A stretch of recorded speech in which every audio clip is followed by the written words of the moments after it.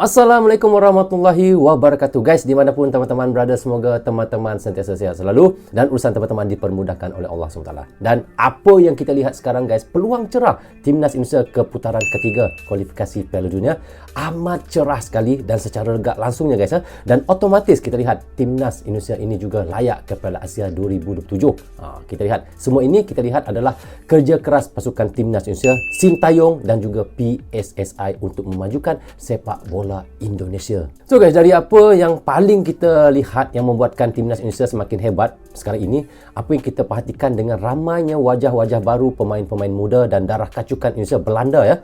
Dari apa yang kita tahu, pemain kacukan Indonesia ataupun naturalisasi Indonesia semua bermain di Eropah kecuali seorang saja, iaitu bermain dengan Liga Malaysia ya, iaitu di JDT, iaitu Jordi Amat. Jadi guys, walaupun Jordi Amat itu bermain di Liga Malaysia, tetapi kita lihat ia bermain di klub yang nombor 1 di Malaysia. Dan kemungkinan sebab itu jugalah kita lihat Timnas Indonesia membiarkan Jordi Amat bersama dengan JDT ya. Dan kita lihat mungkin sudah faktor umur jugalah Jordi Amat itu. Jadi guys, hari ini kita mahu menyaksikan bagaimana dari luahan jujur media Malaysia mengenai berjayanya program naturalisasi Timnas Indonesia ketimbang Timnas Malaysia. Jadi guys, bagaimana videonya? Ayo kita sama-sama reaksi video ini. Mari. Rozul Channel. Kalau korang compare squad Malaysia dengan Timnas Indonesia sekarang ni, memang susah sikit lah. Sintayong dan Persatuan Sepak Bola Seluruh Indonesia dah develop player muda Indonesia lama dah, since 2020. Dah lama guys. Wah. Timnas Malaysia butuh keajaiban kerja Indonesia di kualifikasi Piala Dunia. Keajaiban, kena 2 kali menang. Meninggalkan isu di persepakbolaan Timnas Malaysia, pelatih Timnas Malaysia Kim Pan-gon mengakui pasukannya butuh keajaiban untuk masuk putaran ketiga kualifikasi Piala Dunia 2026 zona Asia. Tak seperti Timnas Indonesia yang secara matematis tinggal butuh satu kemenangan lagi untuk maju ke ronde ketiga. Kondisi ya guys, kalau kita lihat Indonesia hanya satu kemenangan saja. Kalau kita tahu Indonesia akan bertemu dengan Iraq dan bertemu dengan itu Filipina ya. Tetapi dengan Iraq tu saya tidak yakin, mungkin 50-50 lah, 50-50. Tetapi kalau dengan Filipina itu Indonesia saya yakin 100% Indonesia bisa menang ya. Satu kemenangan sudah cukup untuk membawa Indonesia untuk layak ke putaran ketiga Piala Dunia dan otomatisnya Indonesia akan layak ke Piala Asia 2027. Berbeza dengan Malaysia, kita lihat perlu menang kedua-dua perlawanan ya, bertemu dengan Kyrgyzstan,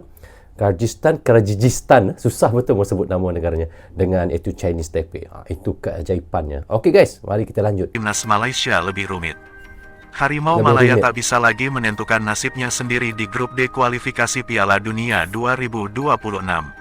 Wajar ke tak wajar Kim Pan-gon letak jawatan sekarang ni? Kalau kita compare rekod head coach Harimau Malaya sebelum ni, Kim Pan-gon antara head coach yang mempunyai rekod yang baik bersama dengan squad. Rekod yang baik ya, antara banyak-banyak ketua 32 match, jurulatih 18 kali menang, 5 kali seri, 9 kali kalah dengan 56% kemenangan. Lebih kurang je dengan rekod Tan Cheng Ho. Daripada 40 match, Tan Cheng Ho menang 20, 4 kali seri dan 16 kali kalah dengan 50% kemenangan. Dengan rekod Nelo Vengada, tak payah kita compare lah. Memang 0% kemenangan. Kita compare pula dengan rekod Datuk K Raja Gobal yang dah bawa Malaysia juara Piala EFF 2010. Daripada 52 match, 14 menang, 15 seri, 23 kalah dengan 27% kemenangan. Kim Pan-gon juga ada rekod yang agak baik bila lawan pasukan-pasukan yang berada di ranking lagi tinggi daripada Malaysia.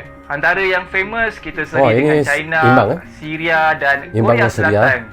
Di era Kim Pan-gon ni mostly kita kalah tipis je lah, kalah melawan orang cakap. Paling teruk pun kita kalah time first match Piala Asia 2023 menentang Jordan, kalah 4-0 tu.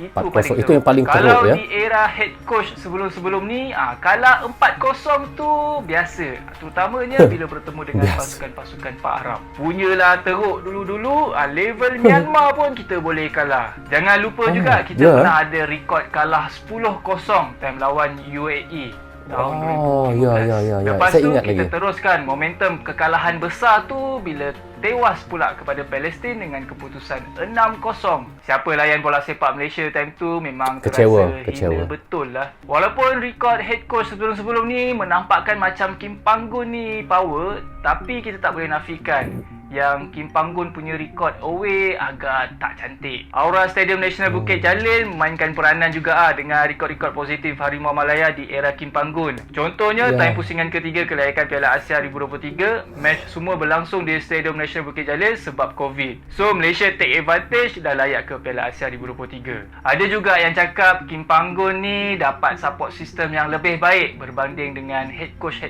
sebelum ni. Begitu ya? Utamanya dapat kabel daripada Datuk Midin dan TMJ. Katanya sebelum ni Tan Chee Ho ada masalah nak call up player, terutamanya untuk ke Piala AFF sebab kelab-kelab tak nak lepaskan player di luar kalender FIFA, di luar international break. Di era Kim Panggun pun kalau korang ingat ada juga isu ni, sampaikan Kim Panggun terpaksa bawa second squad Harimau Malaya untuk bermain di Piala AFF 2022. Di era Kim Panggun juga dah tak ada lah kem latihan berbulan-bulan. Sekarang ni paling lama pun kumpul 2 minggu je. Yang terbaru time lawan Oman sebelum ni, sebenarnya Kim Panggun dapat kumpul full squad lebih kurang seminggu je sebenarnya. Ditambah pula player yang di call up tak ada match fitness sebab time ni lah juga MFL ubah format liga. MFL dah buatkan Liga Malaysia rehat 5 bulan.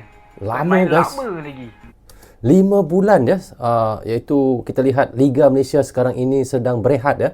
Sekarang pun belum lagi guys, belum lagi berlangsung untuk Liga Malaysia. Dikabarkan bulan Mei ya, bulan 5 guys baru start. Bayangkan lamanya daripada Januari, Februari, Mac, April, Mei. Lama guys. Dia punya lamanya rehatnya itu iaitu Liga Malaysia ini. Itulah yang masalahnya untuk fitness ya. Kita lihat kecergasan pemain, player-player ini tiada. Bila tiada perlawanan, tiada permainan, maka fitness mereka akan berkurang. Kim Panggun pun sebenarnya ada plan untuk main 2-3 match friendly sebelum Piala Asia 2023. Tapi sudahnya FAM bagi satu je unofficial friendly lawan Syria. Sebelum lawan Oman hari tu, FAM just arrange satu unofficial friendly lawan Nepal. Itu pun main 4 half. So nak cakap dekat sini, walaupun Kim Panggun katanya ada kabel yang paling cekang sekalipun, dia still ada masalah untuk menghadapi politik pasukan kebangsaan ni. Permintaan dia takkan 100% lah dapat. Ada juga yang cakap Kim Panggun beruntung sebab skuad Harimau Malaya sekarang ni ramai player naturalisasi dan player berdarah warisan. Coach dulu-dulu mana ada seramai ni. Tapi korang tengoklah, player-player naturalisasi dan berdarah warisan ni grade apa? Level main dekat Liga Malaysia je. Paling jauh pun Dion Kurs. Itu pun main dekat Thailand je. So nak harap player lokal mana lagi yang main dengan Harimau Malaya? Itu je lah yang Kim Panggun call up. Itu je lah yang the best. Kalau korang compare squad Malaysia dengan timnas Indonesia sekarang ni, memang susah sikit lah. Shin Tae-yong dan Persatuan Sepak Bola Seluruh Indonesia dah develop player muda Indonesia lama dah. Since 2020 lagi. Tahun 2023 ni baru je nampak hasil ni. Sama je macam formula Pak Hang Seo Vietnam tu dengan formula Datuk K Raja Gobal time champion Piala AFF 2010. Waktu tu muda-muda semua lagi start dengan player muda. Player senior yang dah tak ada jiwa nak main bola sepak memang tak ada tempat main dengan skuad kebangsaan. Ditambah lagi Shin Tae-yong dan PSSI jenis buat kerja sama-sama untuk rekrut player berdarah warisan grade A. Memang stok main level-level Europe Indonesia punya buat kerja player yang tak ada darah Indonesia pun claim ada darah warisan. Nak kasih jadi juga. Lagi satu, kelab-kelab Indonesia ni tak terhegeh-hegeh nak downgrade career bola sepak player-player berdarah warisan ni. Biar je diorang main dekat Liga Europe, Liga luar. Tak ada pun nak panggil diorang main dekat Liga Indonesia. FM dan Kim Panggun pun sebenarnya ada ikut juga nak rekrut player berdarah warisan grade A. Tapi sampai kesudahlah tak ada berita apa-apa. Lagi laju page Instagram buat kerja daripada FAM buat kerja. So itu semua antara secebis isu-isu yang Kim Panggun kena hadap bila manage bola sepak dekat Malaysia ni.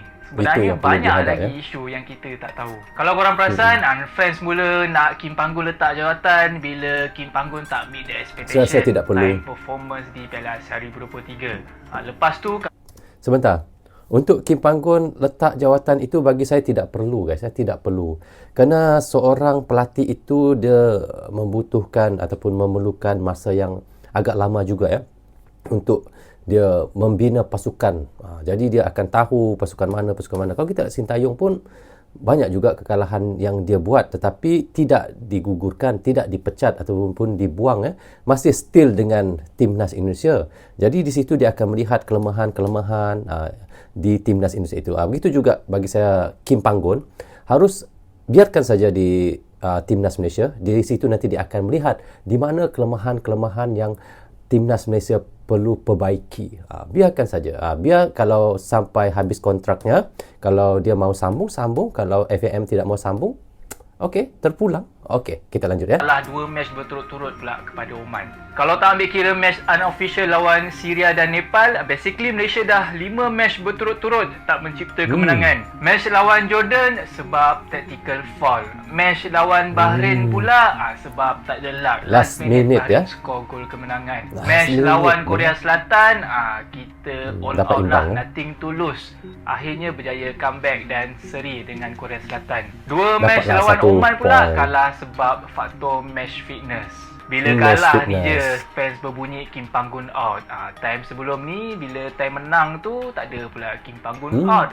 Sampai kan nak bagi Betul? Kim Panggon title Datuk pun tak ada. Pendek kata, aku memang tak setuju Kim Panggon letak jawatan sekarang ni. Kiranya sekarang ni aku pro Kim Panggon lah. Sebab Kim Panggon dah pro Kim bawa Panggon. mindset berbeza. Sama macam since dia saya. manage skuad kebangsaan. Walaupun kita tak clear lagi DNA Harimau Malaya tu sebenarnya apa, tapi at least kita ke arah nak develop DNA tu. Di era Tan Cheng Ho, kita dah mula main short passes. Di era Kim Panggon pula, ditambah pula dengan main high pressing dan player-player mula ada main dengan karakter. So, kalau kerap sangat tukar head coach, takut-takut mengganggu development dan Saya setuju. momentum tu. Bagi aku, kena bagi peluang lagi kepada Kim Panggon at least Saya untuk setuju. manage skuad Harimau Malaya ni sampailah kontrak kedua ni tamat pada penghujung tahun Saya setuju. 2025. Nak Malaysia layak ke Piala Dunia 2026 memang payah sikit lah. Miracle lah kalau Malaysia layak ke Piala Dunia seawal ni. Sekarang ni kita nak tengok Kim Panggon berjaya tak bawa Malaysia layak ke Piala Asia 2027. Aku just nak cakap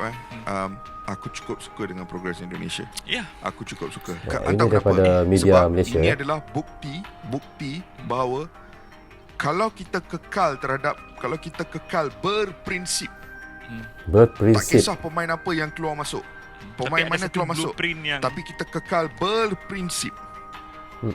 Walaupun kekal berprinsip itu boleh melihat kita tewas 5-0 di Iraq pada bulan November ke Januari sebelum Piala Asia. Boleh waktu tu semua dah nak kecoh dah. Indonesia kalah 5-0. Walaupun boleh lihat kita kalah macam tu, tapi at the end of the day hang akan dapat hasil macam ni. Benar. Berprinsip. Sebentar, kita lihat ya. Sebelum Piala Asia itu, Indonesia kalah 5-0 dengan Iraq waktu friendly match ya. Tetapi guys, kita lihat apabila di Piala Asia, bagaimana? Resultnya. Itulah seperti yang dikatakan oleh media Malaysia ini tadi. Memang kita harus beri peluang lagi kepada Kim Panggon ya. Tidak semestinya kalah 2 kali dengan Oman kita sudah tidak suka dengan dia, mau singkirkan dia. Tidak, jangan. Nanti ini akan membuatkan lagi banyak yang susahnya daripada yang baiknya ya. Jadi biarkanlah Kim Panggon terus bersama dengan Harimau Malaya. Itu yang kita lihat contohnya Indonesia. Walaupun kita lihat Sintayong pun ada juga kita lihat kekalahan dengan pasukan lain, tetapi timnas Indonesia ataupun PSSI tetap mahukan Sintayong. Dan kita lihat resultnya sekarang macam mana? Baik, terbaik. Dan kita lihat Indonesia sekarang bagaimana? Terbaik. Kita lihat itulah yang kita mahukan. World Cup expanded lah. Indonesia Ya, bahaya juga expanded ni. World Cup. Kalau mungkin ke World Cup ni. Bahaya guys kalau Indonesia ke World Cup. Itu dikatakan oleh media Malaysia. Maksudnya bahaya tu bukan tidak suka. Maksudnya tidak mustahil kalau Indonesia itu ke World Cup kalau dengan cara begini cara permainan Indonesia.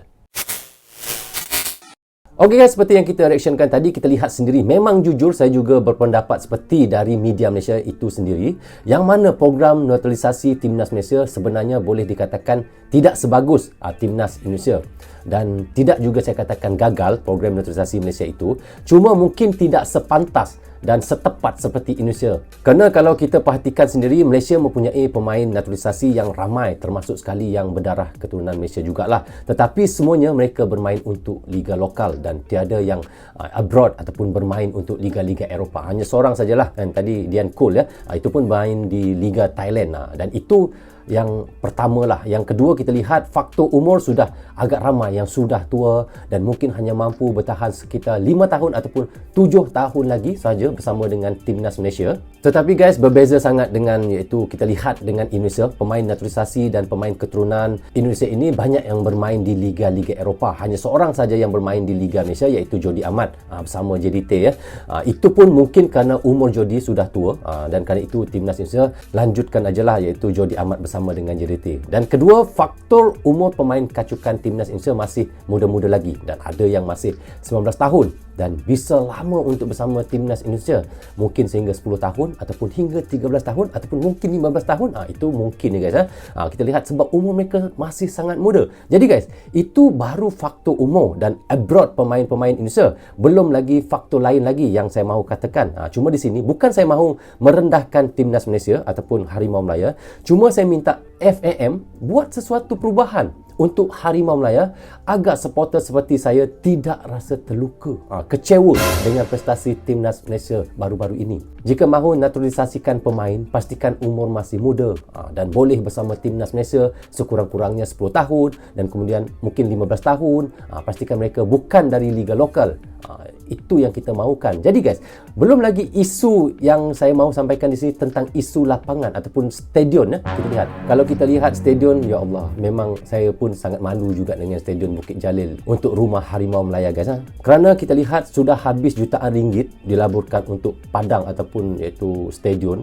Tapi sekelip mata kita lihat rosak disebabkan konsert yang tidak berfaedah itu. Itulah yang membuatkan penyokong ataupun supporter-supporter Harimau Melaya pun sangat kecewa. Walau bagaimanapun guys, apapun dalam hati saya tetap sayangkan timnas Malaysia dan juga tetap cintakan timnas Indonesia. Semoga Malaysia dan Indonesia menjadi negara yang sentiasa regular ke Piala Asia dan sama-sama terbang tinggi untuk terus berjaya di sepak bola dunia ini, terutamanya di ASEAN juga guys. Jadi bagaimana pandangan kalian? Teman-teman bisa komen di bawah komentar ini. Rasanya sampai di sini saja untuk reaction kita kali ini. Apapun saya ucapkan terima kasih kepada anda yang sentiasa mendukung Brozo Channel daripada dulu hingga sekarang. Dan bagi teman-teman yang baru saja hadir, jangan lupa klik butang subscribe dan klik tombol loceng tanda dukungan teman-teman kepada Brozo Channel. Yang baik semuanya datang daripada Allah SWT, yang salah dan silap datangnya daripada saya sendiri. Assalamualaikum, goodbye, bye-bye.